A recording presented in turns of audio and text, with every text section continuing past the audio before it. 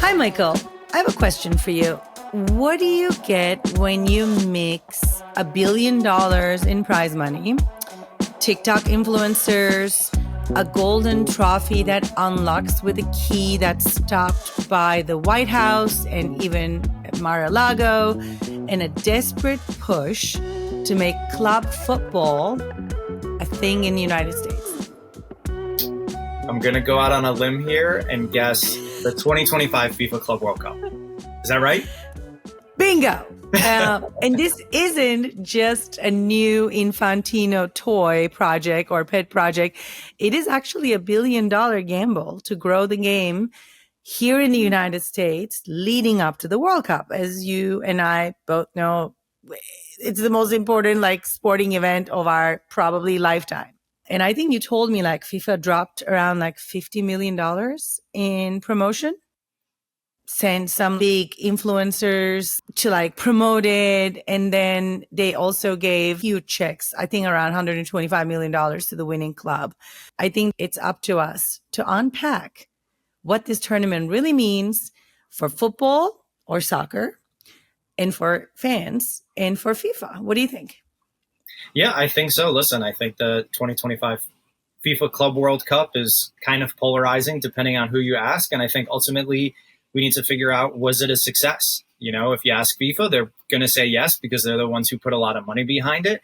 If you ask some fans or maybe even some players, they might say otherwise. So I think, this is going to be a great discussion, especially having just had the final at MetLife in our backyard here across the river in New Jersey. So a lot to unpack and to debate.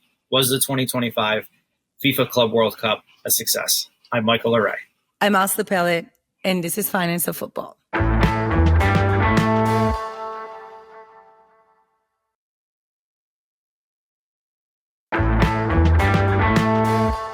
Asli, you have been covering the Club World Cup for The Athletic. I don't know how many times you've been to MetLife Stadium, probably more this past summer than you probably wanted to in your entire life. But oh my God. Before we get into the experience of what it was like covering this tournament, what the fan response was, what the player responses were, I think we need to talk about just some background on why this became such a big thing. Had you followed the Club World Cup in the past, it obviously wasn't as big of a thing as it was this summer. I think it was 8 teams in the past. And it wasn't really a thing, but I'd love obviously your thoughts. You know why I know so well? Because when I was living in Latin America, it was a big deal because it would be whoever wins the Champions League will play against the Libertadores champion. So imagine all the Latin American teams will go. So we will actually watch this in Latin America because it would be can we beat the big guys who have money? Can we beat the European superpowers of football? And it was, like you said, sometimes 4 teams, 7 teams, maybe 1 team from each, federation. My observation is this wasn't Infantino's necessarily idea to let's make it bigger because it will be more inclusive, as he, keeps repeating himself with, that way. I think it was a way of also, can we compete with Champions League, which brings so much revenue to UEFA because they have an amazing product. People do watch Champions League. You and I spend the whole winter trying to sneak out of work and watch, at 3 p.m. in the afternoon. Listen, I don't sneak out of work. I just turn it on the TV at work. It's totally fine. I'm saying not us. It's fine. But so many other people, not us. But clearly it's a great product. Even when you're showing it at 3 p.m. in the United States, people are tuning into. And I felt like this was an attempt to compete with Champions League tournament more so than let's have a push and make Americans love soccer more. That's my 2 cents. Yeah, listen, I definitely see that as well. And if I'm not mistaken, the UEFA president, I think, boycotted or didn't even show up to the final, right? President Trump was there, Gianni Infantino was there. But the UEFA president was like, I'm not going to go.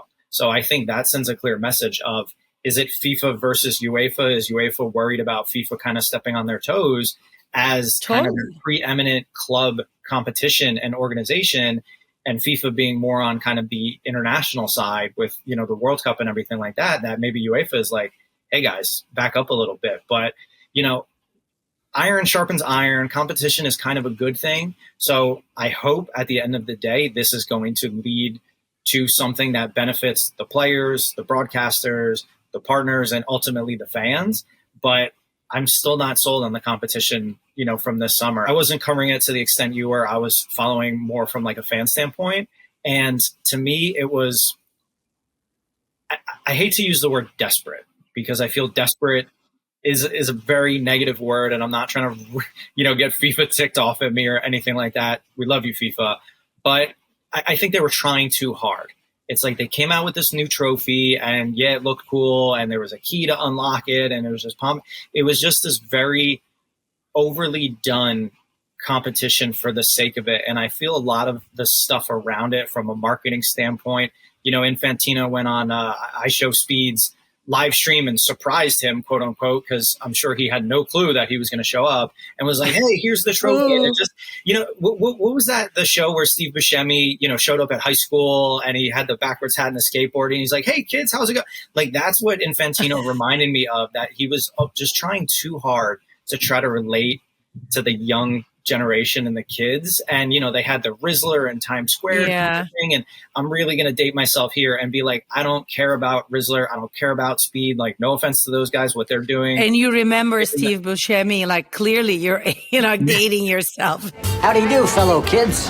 What? It's just, I just feel there was a disconnect, that it was just, this historic organization trying to speak to a new audience and saying like, hey guys, we're cool, come check this out. Look at this trophy and look at the streams and look at all this cool stuff we're doing. And it's like, sure, maybe some people bought into that, right? Like, I don't have, a connection to a 12-year-old who might be like, yes, that was the coolest thing I've seen in years.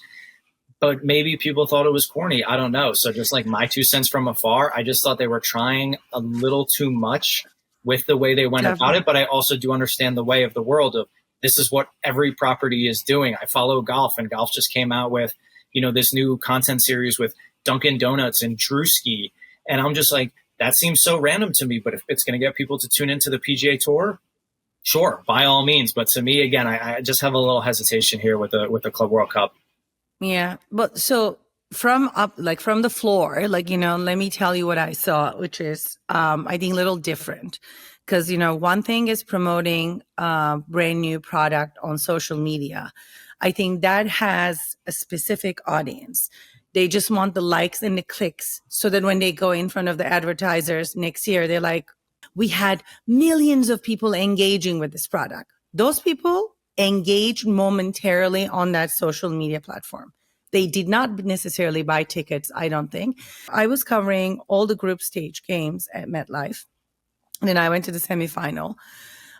So what I saw was a group of very, very passionate fan groups from Brazil, from Morocco, from Egypt, even from Portugal, which is a small country. You say like they don't have that many people, traveled all just to see their team compete with another strong team in a global stage.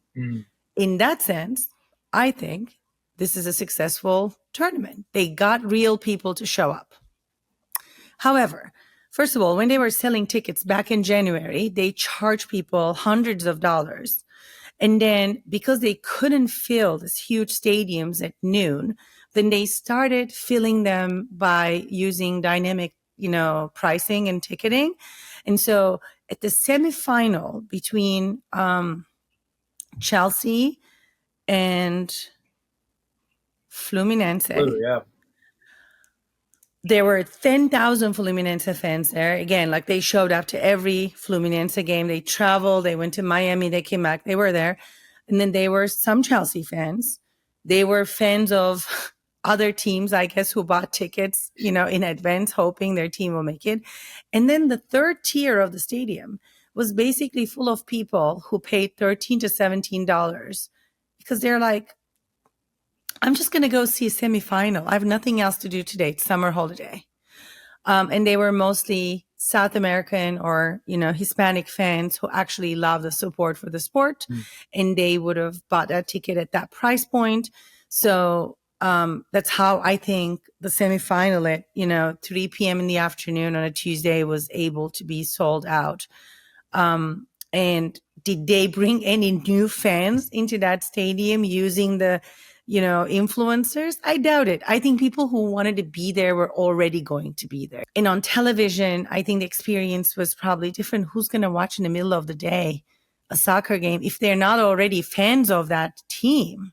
I doubt it. Like, I was watching the final and I'm like, okay, it's great. Like PSG, versus Chelsea, but I could also watch it at Champions League when they're actually competing really to beat their European rivals. I don't know. I had that feeling.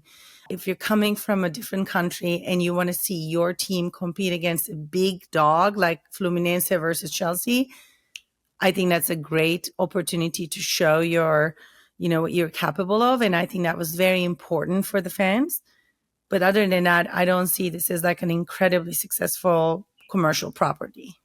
Yeah. And I think that's why they've expanded the Champions League. That's why they're expanding the World Cup, is because they want a lot of these David versus Goliath type stories where you have a club that wouldn't necessarily have qualified, but they've made it through all the qualifications. And then now they're in this new format in the Champions League.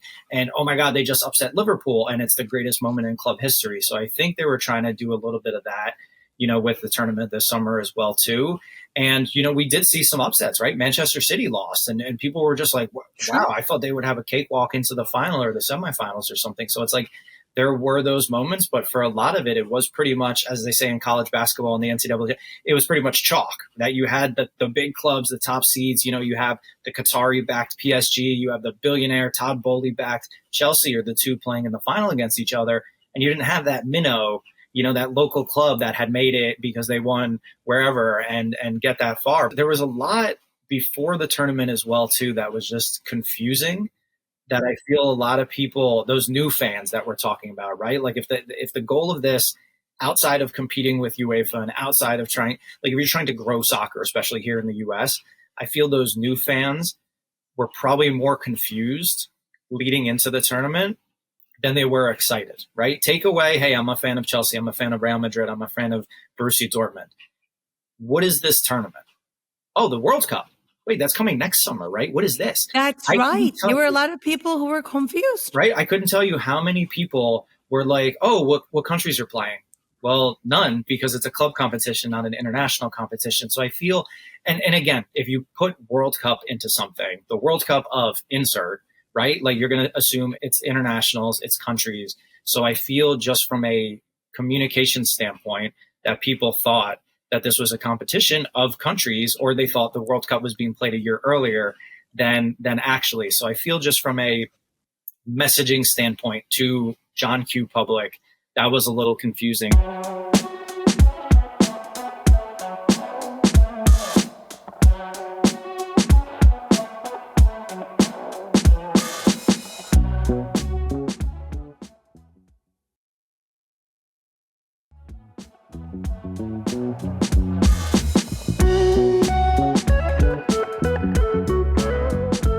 I feel too, just the qualification, quote unquote, that was kind of, let's just pull things out of the hat, right? You know what I mean? Exactly. I mean, I was thinking about that because you know me, I'm such a passionate fan of Galatasaray. Like Galatasaray we could have put a team that, of course they couldn't because they're like compete in UEFA, so they didn't really make it to the threshold. But if you're really bringing eyeballs, you could think about it from, look at this country. Who are the big immigrant groups?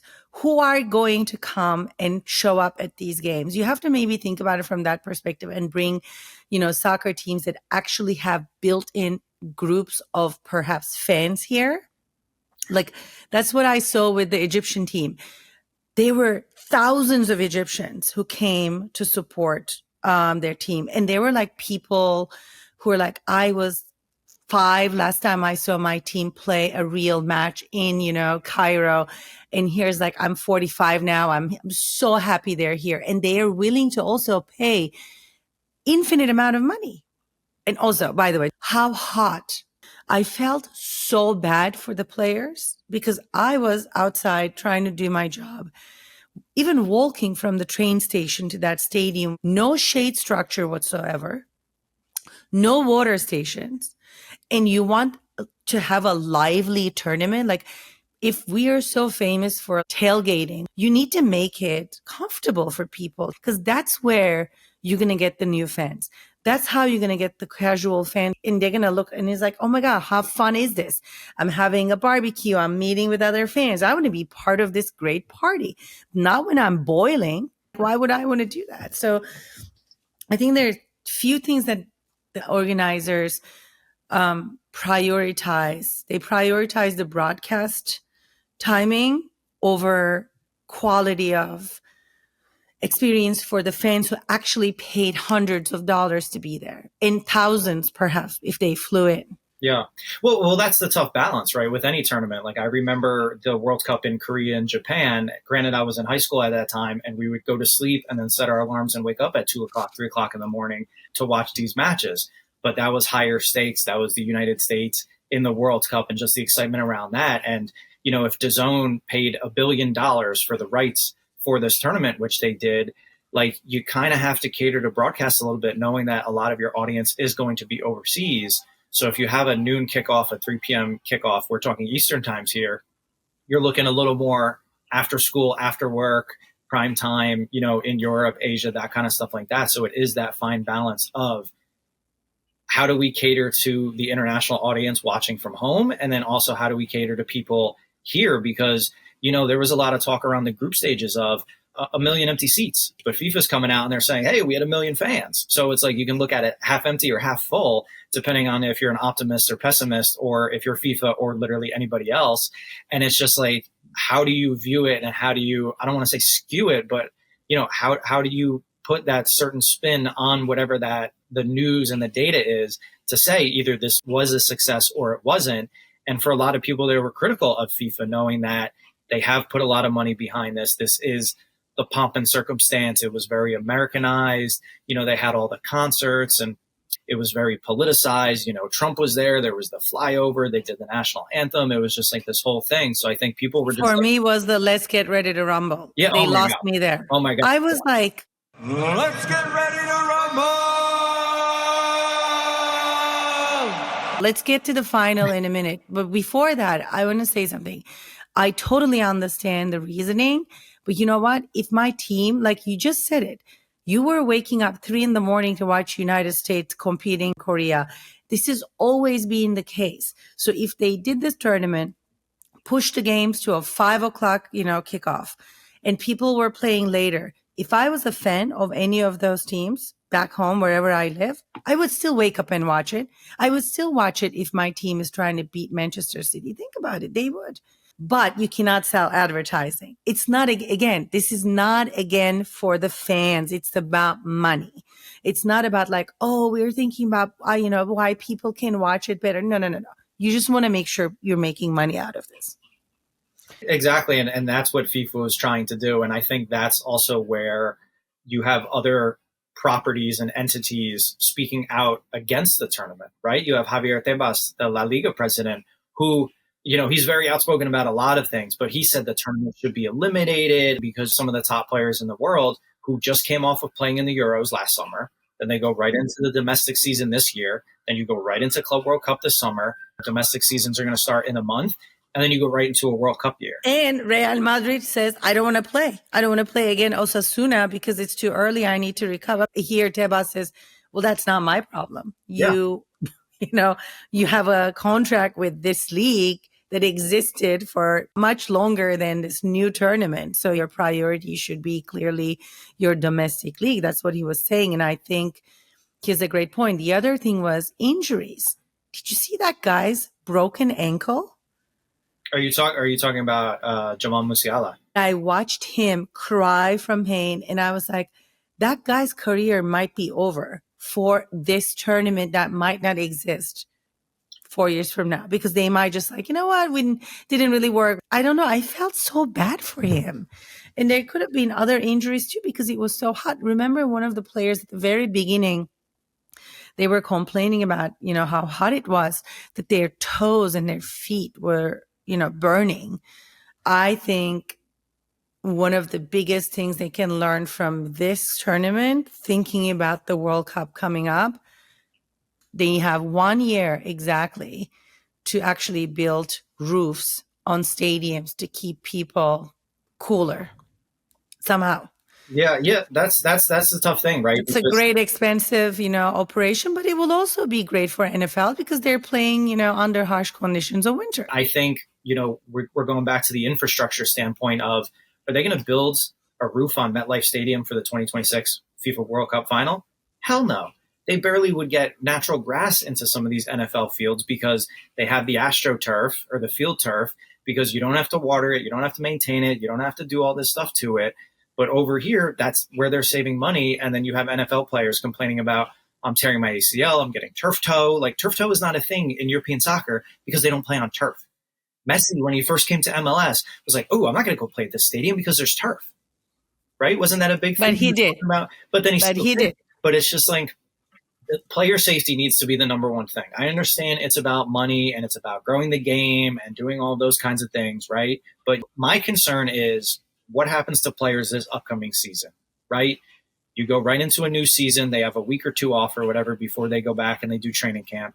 Then you're playing. If you're Chelsea and you have this, you have European competitions, you have, the FA Cup, you have all these competitions. And then it's okay, these guys get called up and they have the national team in anticipation of a World Cup. What if these players get hurt and they miss the World Cup? Then you have a watered down World Cup because now your stars are out. So like your short-term gain for attention and revenue and all of those things with the Club World Cup are now affecting your long-term and your bigger project with the World Cup, because you might lose some of these stars because they're just used and abused so much throughout the whole year. So I think there needs to be more of a balance when it comes to how much these players are playing. I know since COVID, it used to be 3 substitutions per game. Now it's up to 5. That helps. Do we expand rosters instead of the 18 on the bench? Do we go to a 20? Do we do something like that? Like, it's obviously going to be a starting 11 still, but how do you ensure that the star players that are going to put butts in seats for the World Cup and for the Champions League and for Copa del Rey and FA Cup and you name it, how do you ensure that these players stay safe and aren't overused and overused? Look what happened in Manchester City when Rodri got hurt.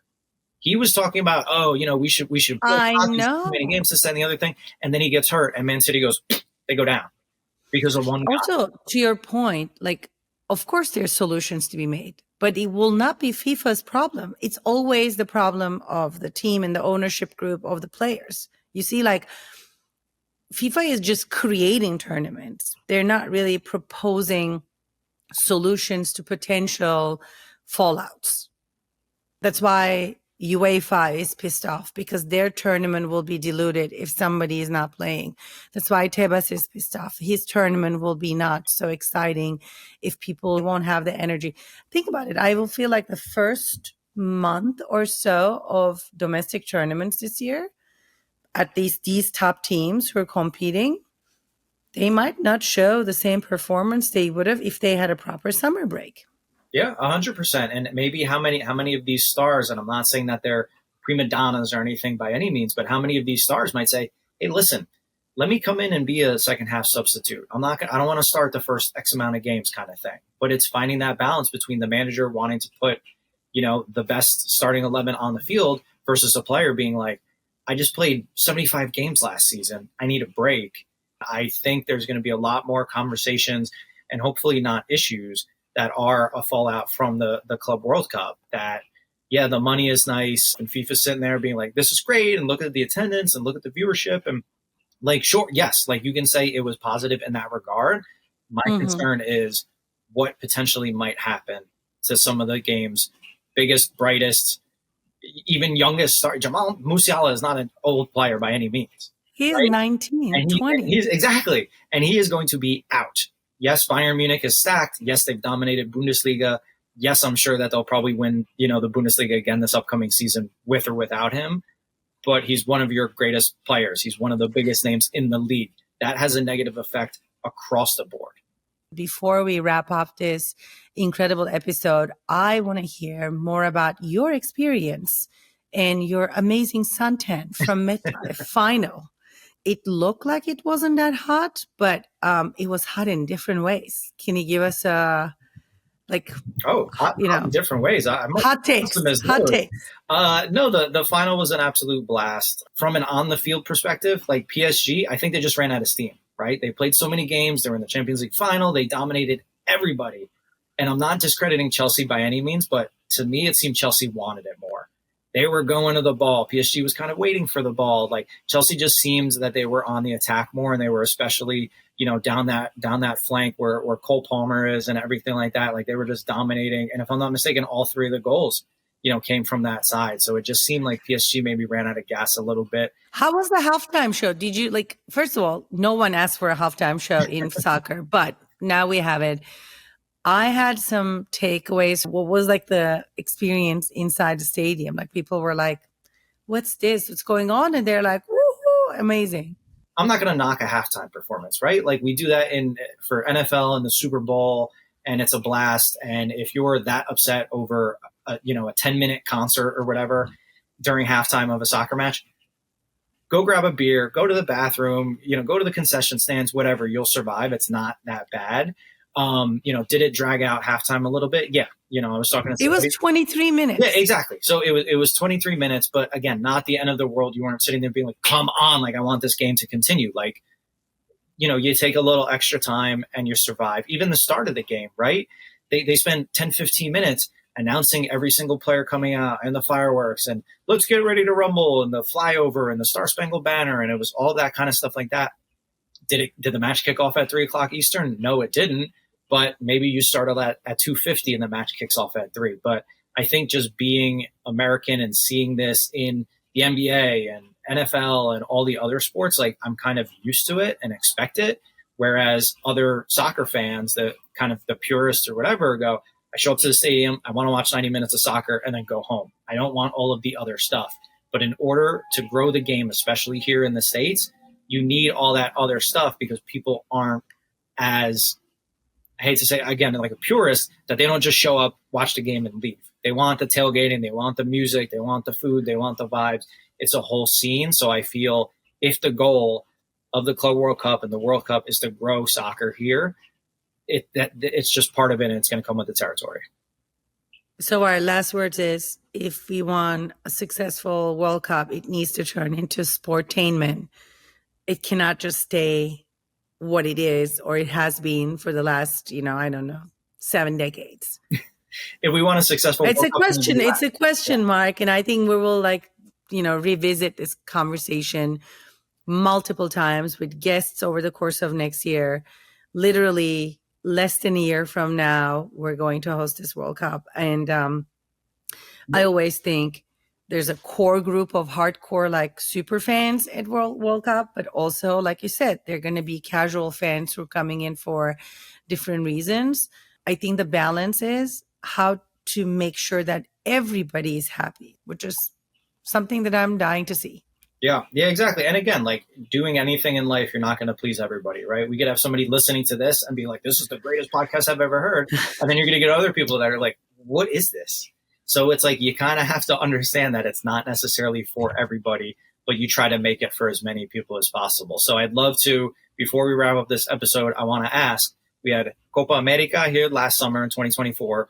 We all know what happened at that final. People climbing in air ducts and just the craziness that was. But it was a big tournament and it was popular. We had FIFA Club World Cup this summer, popular tournament, lots of fans. Did it go off without a hitch? No, there were some issues as well. Are we ready to host the World Cup in 2026 next summer with the U.S., Mexico, and Canada? And please send us your comments using our social media channels. We're waiting. We're looking forward to hear from you. Thank you for tuning in. And until next time, this is Asli Pelit. And I'm Michael LoRé. Have a great week.